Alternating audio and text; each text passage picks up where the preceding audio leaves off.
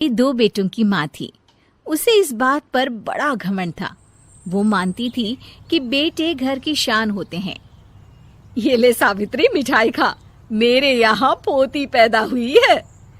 ये सुनते ही सावित्री मुंह बना के कहती है, अरे तू तो लुट गई, बर्बाद हो गई, तेरे यहाँ लड़की पैदा हो गई। अरे तू ऐसा क्यों कह रही है? मैं तो बहुत खुश हूँ।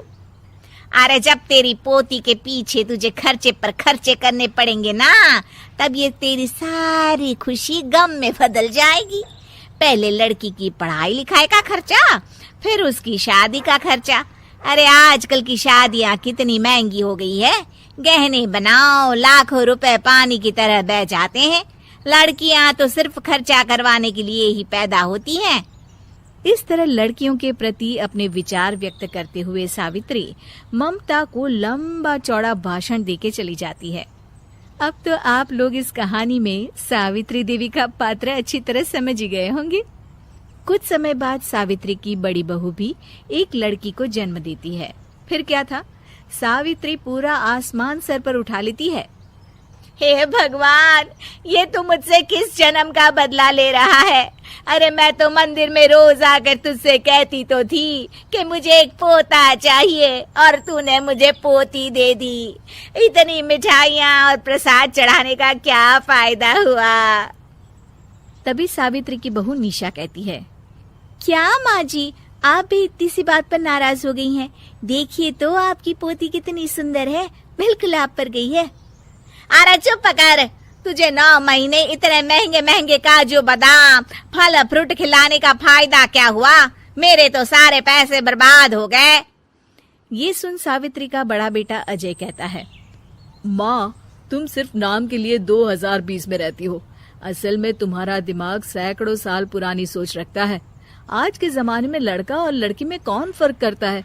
मैं तो बहुत खुश हूँ कि भगवान ने मुझे लक्ष्मी के रूप में बेटी दी है। लेकिन सावित्री पर अजय की बातों का कोई असर नहीं होता। नालायक, अपनी पत्नी की जबान बोल रहा है। मेरा बड़ा बेटा तो हाथ से गया। लेकिन सावित्री देवी हार मानने वाली नहीं थी।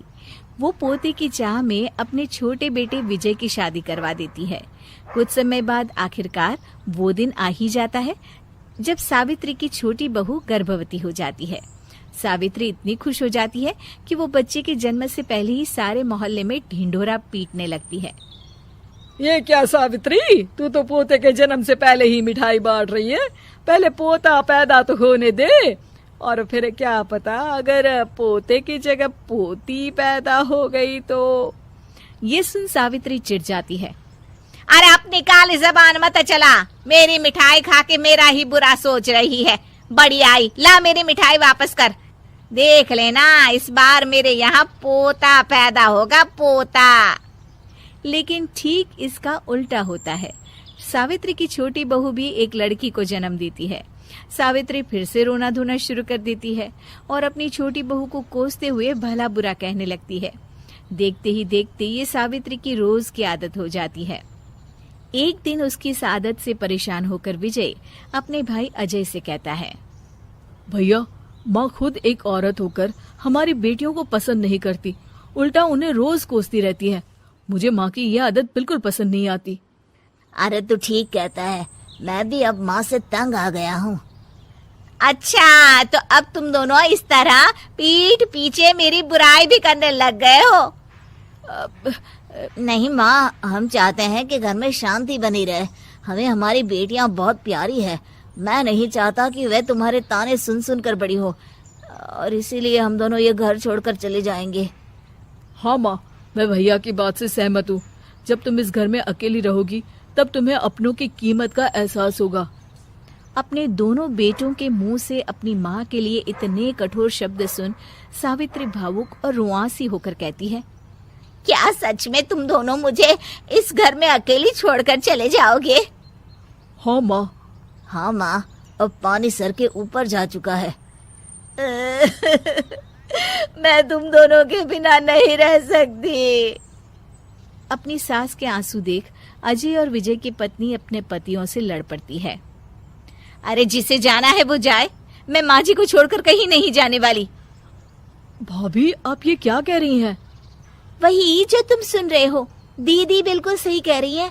हम बेटियों के संस्कार हमें सिखाते हैं कि सास माँ समान नहीं बल्कि माँ ही होती है और उस माँ की जिंदगी भर सेवा की जाती है। बेटे अपना फर्ज भूल सकते हैं, लेकिन बेटियां नहीं। आप दोनों शौक से जा सकते हैं। माँ जी, हम दोनों के रहते आपको किसी बात की फिक्र करने की जरूरत नहीं।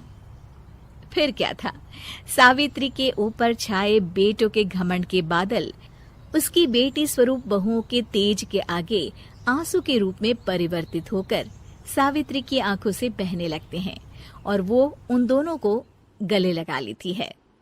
मैं जिंदगी भर बेटियों को कोसती रही, लेकिन आज तुम दोनों को देख मुझे समझ आ गया कि बड़े अभागे होते हैं वो लोग जिनके घर बेटियां नहीं होती।